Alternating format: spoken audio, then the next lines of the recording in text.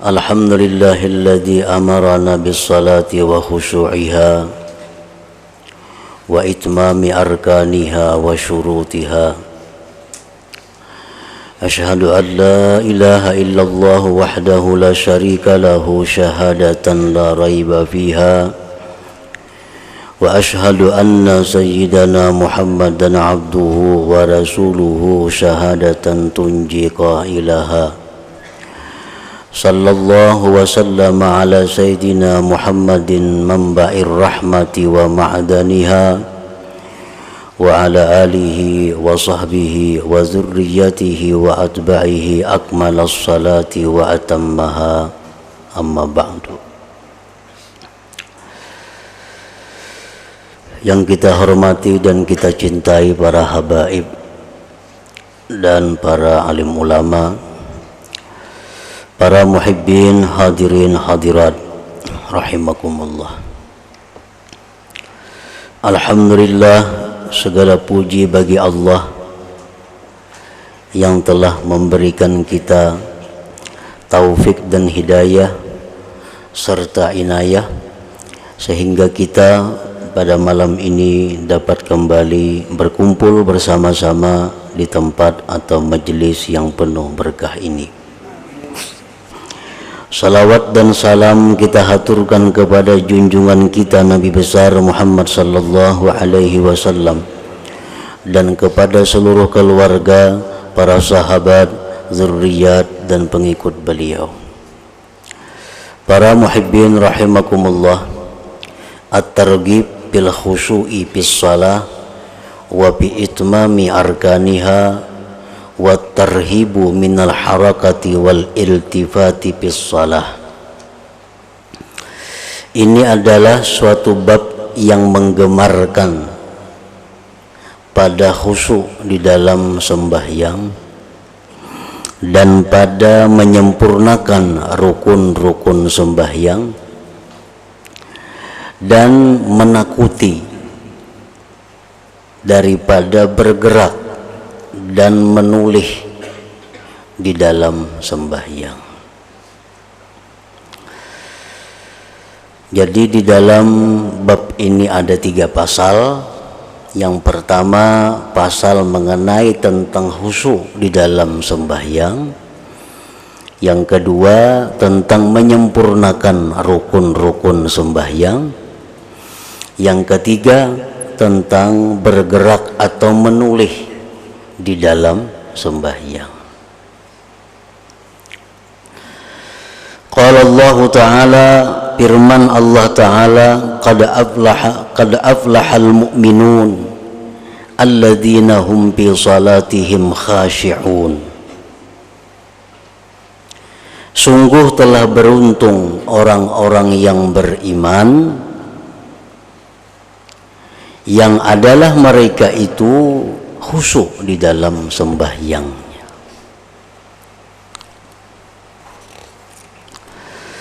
Wa an Uqbah bin Amir radhiyallahu anhu qala Rasulullah sallallahu alaihi wasallam, ma min ahadin yatawadda'u fayuhsinul wudu'a fayusalli rak'ataini yuqbilu biqalbihi wa wajhihi alaihima illa wajabat lahul jannah. Dari Uqbah bin Amir radhiyallahu anhu, beliau berkata, bersabda Rasulullah sallallahu alaihi wasallam, tidak ada dari seseorang yang berwudu maka dia baguskan wudunya, maka sembahyang dia 2 rakaat, dia menghadap Allah dengan hati dan wajahnya atas 2 rakaat itu, melainkan pastilah baginya surga. Hadis rawahu Ahmad wa Muslim wa Abu Daud wa Nasa'i. Para muhibbin rahimakumullah, khusyuk di dalam sembahyang oleh para ulama diumpamakan seperti roh di dalam jasad kita.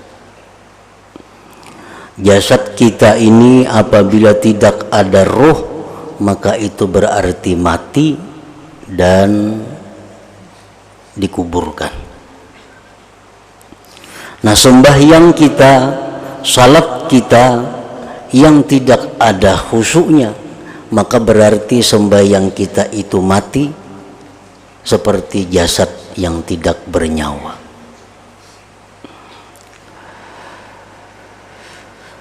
Rasulullah sallallahu alaihi wasallam bersabda, kam min qa'imin hazzuhu min salatihi ta'abu wan nasab. Banyak orang yang sembahyang hanya mendapatkan susah payah dari sembahyangnya itu. Yang dimaksud Nabi itu adalah orang yang tidak khusyuk di dalam sembahyangnya.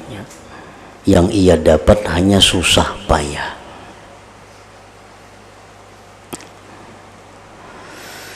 Di dalam hadis lain Rasulullah sallallahu alaihi wasallam bersabda, laisa lil 'abdi min salatihi illa ma aqala minha. Tidak ada bagi seorang hamba dari sembahyangnya itu melainkan yang dia sadar daripada sembahyangnya itu, yang khusyuk. Riwayat lain mengatakan, la yuktabu lirrajuli min salatihi ma saha anhu. Tidak ditulis bagi seorang laki-laki dari sembahyangnya yang dia lupa, hatinya lalai, tidak ditulis apa-apa. Hadis lain Rasulullah bersabda, la yaqbalullah min abdin amalan hatta yashhada qalbuhu ma'a badanihi. Allah tidak menerima dari seorang hamba satu amal sehingga menyaksikan hatinya beserta badannya. Di dalam sembahyang itu disebut dengan istilah khusyuk. Nah, para muhibbin rahimakumullah. Jadi sembahyang kita yang beberapa rakaat itu yang dinilai oleh Allah adalah khusyuknya. Andai kata di dalam 4 rakaat itu 1 rakaat kita bisa khusyuk, maka 1 rakaat itulah nilai pahala yang kita dapat di dalam sembahyang. Andai kata setengah rakaat kita khusyuk, setengah rakaat itulah yang mendapat ganjaran pahala dari Allah. Para muhibbin rahimakumullah, Imam Al-Ghazali rahimahullah di dalam kitab beliau Ihya Ulumuddin panjang lebar menguraikan tentang khusyuk ini. Dari situ kita dapat mengambil beberapa kesimpulan.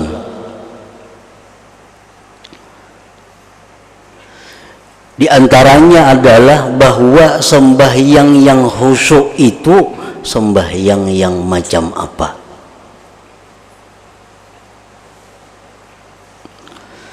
Beliau mengatakan bahwa di dalam sembahyang itu yang pertama ada yang disebut dengan hudurul qalbi, hadir hati. Nah, arti hadir hati itu di waktu mulut kita ini mengucap bismillahirrahmanirrahim, di dalam hati kita bismillahirrahmanirrahim atau maknanya. Nah, itu menunjukkan hati kita hadir. Kita ruku, hati kita sadar, tahu bahwa kita ini sedang ruku. Nah, itu disebut hudurul qalbi. Mulut kita mengucap alhamdulillahirabbil alamin, hati kita mengikuti demikian, alhamdulillahirabbil alamin. Nah, itu yang pertama di dalam sembahyang itu, agar khusyuk mesti ada hudurul qalbi.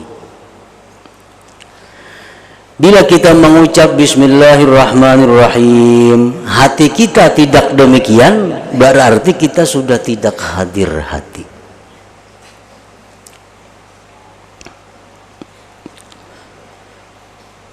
Nah, pertama itu hudurul qalbi.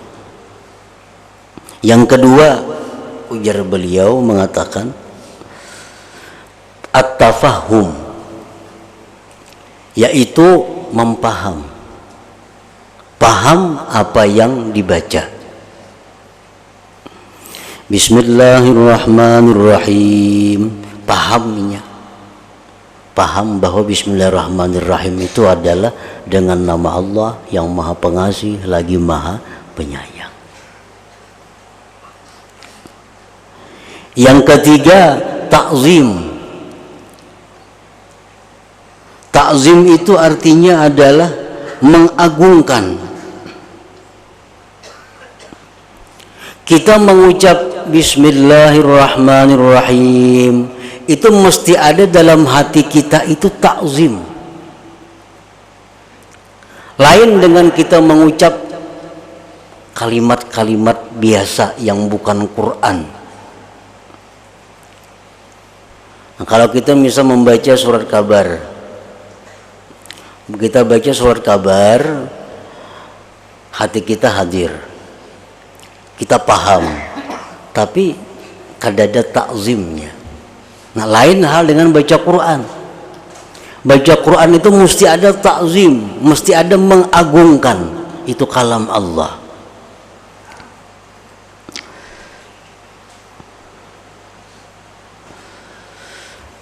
Nah, yang ketiga ta'zim, yang keempat itu ada haibah. Haibah itu artinya ada perasaan takut. Ada perasaan takut. Yang kelima, raja, ada perasaan mengharap. Yang keenam, ada perasaan haya, artinya adalah malu. Nah, bila 6 perkara itu ada dalam sembahyang kita, maka sembahyang kita itu bisa disebut sembahyang yang khusyuk ngarannya.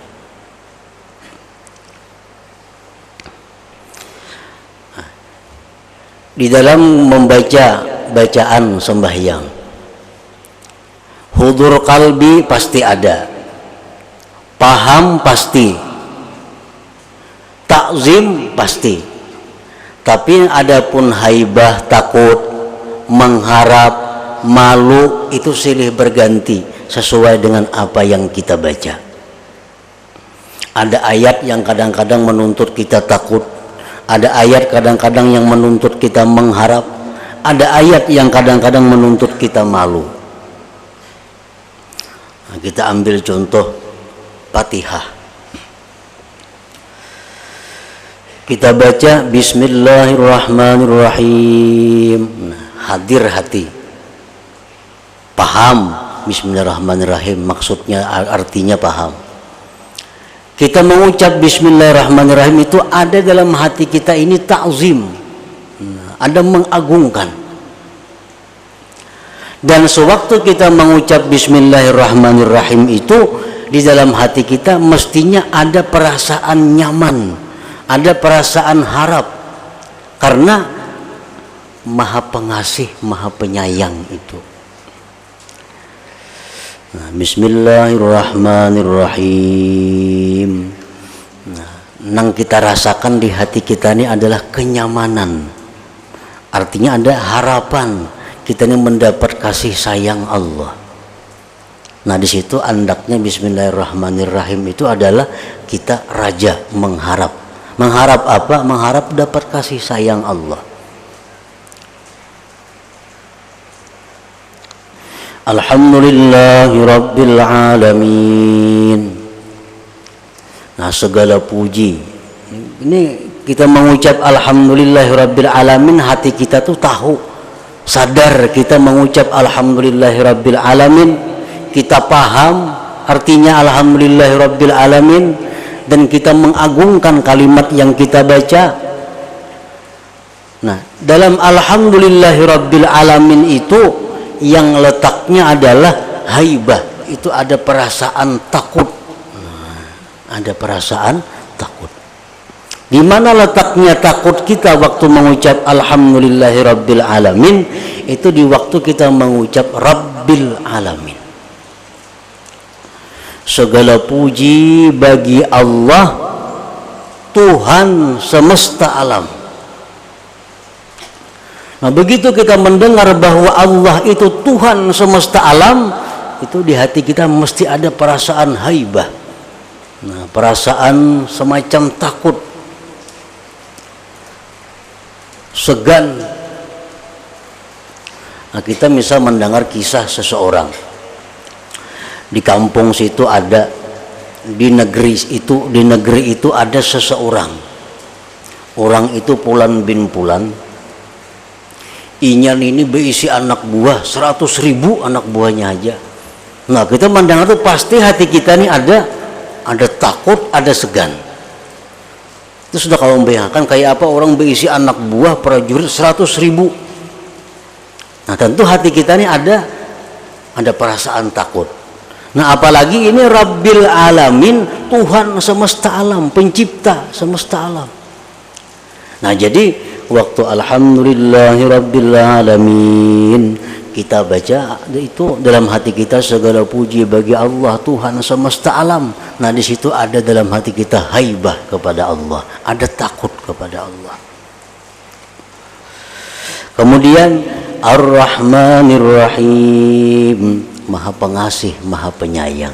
Nah, ini ayat yang paling nyaman dalam surat Fatihah itu Ar-Rahmanir Rahim. Di waktu kita mengucap Allah itu Ar-Rahmanir Rahim, Maha Pengasih, Maha Penyayang, kita ini berharap dapat rahmatnya. Kita ini dikelilingi, dicurahi rahmat Allah. Ar-Rahmanir Rahim, dalam hati kita Maha Pengasih, Maha Penyayang. Bila kita baca itu, mestinya dalam hati kita ada perasaan nyaman, ada perasaan senang. Karena Allah Tuhan itu Maha Pengasih, Maha Penyayang. Maliki yaumiddin, Tuhan itu raja di hari kiamat. Nah, Maliki yaumiddin ini kita baca, kita paham artinya, dalam hati kita itu yang timbul adalah takut di situ. Maliki yaumiddin, kita paham sudah artinya raja hari kiamat. Jadi yang timbul di hati kita waktu mengucap Malik Yaumiddin itu perasaan haibah, takut kita kepada Allah, karena Allah ini adalah raja pada hari kiamat nantinya. Pengaran raja itu pasti ditakuti, raja pasti disegani. Malik Yaumiddin, kita baca Malik Yaumiddin, di hati kita andaknya takut. Iyyaka na'budu wa iyyaka nasta'in. Nah, itu kita paham sudah artinya itu. Hanya kepada Engkau kami menyembah, hanya kepada Engkau kami minta pertolongan. Paham itu artinya? Nah, kita mengucap iyyaka na'budu wa iyyaka nasta'in, itu dalam hati kita apa nang hadir mestinya? Yang hadir dalam hati kita adalah haya, malu. Malu. Karena ini merupakan pengakuan kita. Iyyaka na'budu, hanya kepada Engkau kami beribadat, kami menyembah, kami tunduk, kami taat. Dan hanya kepada Engkau kami minta pertolongan. Waktu kita mengucap itu, dalam hati kita hendaknya ada malu kepada Allah. Malunya kenapa? Nah, kita mengaku bahwa hanya kepada Allah kita taat, tunduk, patuh. Pada kenyataan sehari-hari kita banyak melanggar hukum Allah. Sehari-hari kita banyak menyembah selain Allah. Banyak minta pertolongan kepada selain Allah. Sedangkan ucapan kita iyyaka na'budu wa iyyaka nasta'in, hanya kepada Engkau kami menyembah, hanya kepada Engkau kami minta pertolongan. Nah, kita ucap kalimat itu, kita paham, dan dalam hati kita ada timbul rasa malu kepada kepada Allah. Ihdinas siratal mustaqim, berikan kami petunjuk ke jalan yang lurus. Nah, di sini letaknya apa? Raja mengharap. Di waktu kita mengucap berilah kami petunjuk kepada jalan yang lurus, hati kita itu berharap ini dikabulkan Allah. Ini kan permintaan. Di situ kita ada berharap dikabulkan Allah. Ihdinas siratal mustaqim, berilah kami petunjuk kepada jalan yang lurus. Siratal ladzina an'amta alaihim, sebagaimana jalan para nabi-nabi, para rasul. Nah, di sini kita ada malu. Kita ada malu. Kenapa? Karena kita minta kepada Allah petunjuk jalan sebagaimana jalannya para nabi dan para rasul. Nah, di situ kita ada malu kepada Allah. Siratal ladzina an'amta alaihim, jalan orang-orang yang kau beri nikmat mereka, nabi-nabi, rasul-rasul. Di waktu kita mengucap itu, yang hadir dalam hati kita adalah malu. Artinya kita minta kepada Allah, minta yang sangat besar. Nah, dalam hati kita ada malu kepada Allah. Ghairil maghdubi alaihim waladdallin, bukan jalan orang-orang yang dibenci, dimarahi Allah, bukan jalan orang-orang yang sesat. Nah, di sini ada takut kepada Allah. Takut kepada Allah. Ghairil maghdubi alaihim waladdallin, bukan jalan orang-orang yang dimarahi, bukan jalan orang yang sesat. Waktu kita baca itu, dalam hati kita ada takut kalau kita tergulung orang-orang yang dimarahi Allah dan yang tersesat itu. Nah, jadi itulah kira-kira yang kita hadirkan di dalam hati sewaktu membaca surat Al-Fatihah.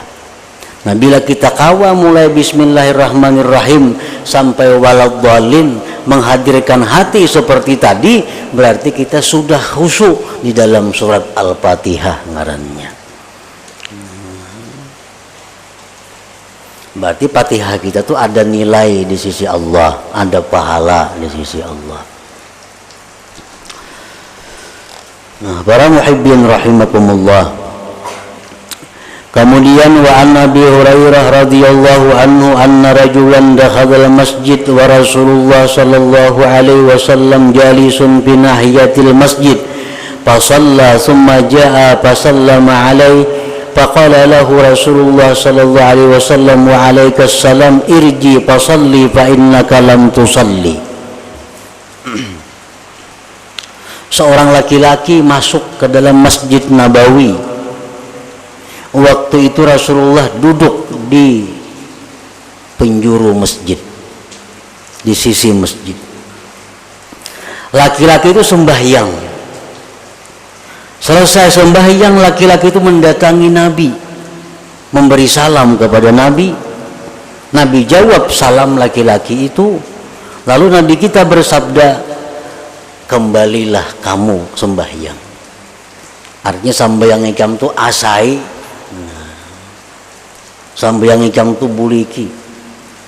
Irji' fasalli fa innaka lam tusalli, karena engkau tadi kada sembahyang ngarannya jir Nabi, ulangi lagi sembahyangnya.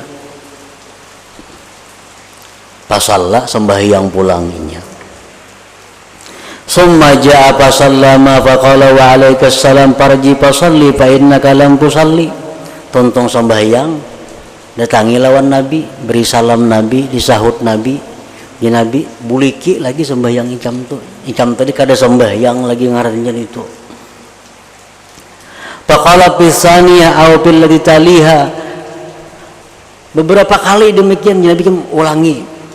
Belum sembahyang lagi ngarannya, ulangi pulang. Sampai yang ketiga, laki-laki tadi alimni ya Rasulullah, lajari ya ulun kayak apa garang sembahyang nang bujur itu. Nah, sudah 3 kali terbuli-bulik sembahyang, hanya kali nang ketiga lajari ya ulun wahai Rasulullah sembahyang kayak apa nang bujur.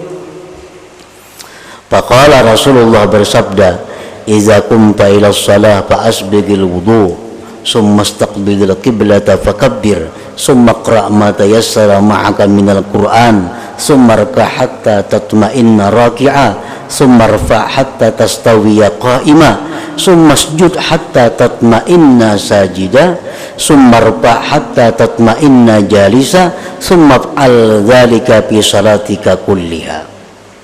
Wa fi riwayat summa rfa' hatta tastawiya qa'ima yakni minas sajdatis tsaniyah. Ujar Nabi, sembahyang nang bujur itu bila ika manak sembahyang baudu dulu baik-baik. Nah baudu bujur-bujur aja Nabi kita. Hanyar menghadap kiblat. Hanyar Allahu Akbar bertakbir. Baca Quran Fatihah surah. Kemudian ruku. Dan ruku itu engkau tumak ninah bujur-bujur ruku itu. Sudah ruku apa? Bangkit berdiri, tumak ninah berdiri itu. Kemudian tuntung tu sujud, sujudlah kamu tumak ninah sujud itu. Kemudian bangkit dari sujud, duduk antara dua sujud, tumak ninah duduk antara dua sujud.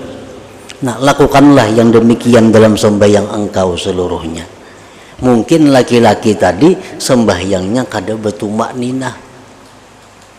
Rukuknya bebaita pantuk tabulik, sujudnya bebaita andak tak angkat.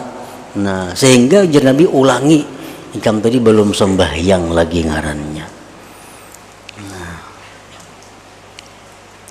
Rawahul Bukhari wa Muslim. Wa anil Ahwas an Abi Dzarrin radhiyallahu anhu qala Rasulullah sallallahu alaihi wasallam la yazalullahu muqbilan 'alal 'abdi fi salatihi ma lam yaltafit fa idza sarafa wajhahu in sarafa anhu. Rawahu Ahmad wa Abu Daud wa Nasa'i wa Ibnu Khuzaimah bi sahihi wal Hakim wa sahahahu. Rasulullah sallallahu alaihi wasallam bersabda, senantiasa Allah itu menghadap atas hamba pada waktu hamba itu sembahyang. Di waktu kita sembahyang tuh, itu Allah menghadap kita sebenarnya. Selama kita ini kadang menulih ke kanan atau ke kiri. Nah, bila mana kita menoleh ke kanan ke kiri, maka Allah sudah berpaling daripada sembahyang kita. Ini menunjukkan orangnya sembahyang sudah kada khusyuk. Misalnya sembahyang. Nah, sembahyang ada orang datang dihiga, Allahu Akbar dihiga. Lalu kita nang sembahyang nih menoleh. Nah, sembahyangnya kada batal karena sekali gerak aja. Cuma karena perbuatan itu perbuatan yang sia-sia, Allah sudah berpaling daripada sembahyang kita. Ini termasuk di antara bagian kekhusyuan anggota tubuh di dalam sembahyang. Nah, kemudian at-targhib fi shaffil awal wa fi tasfiyatis sufuf wa wasliha. La hadratin Nabi sallallahu alaihi wasallam al-Fatihah.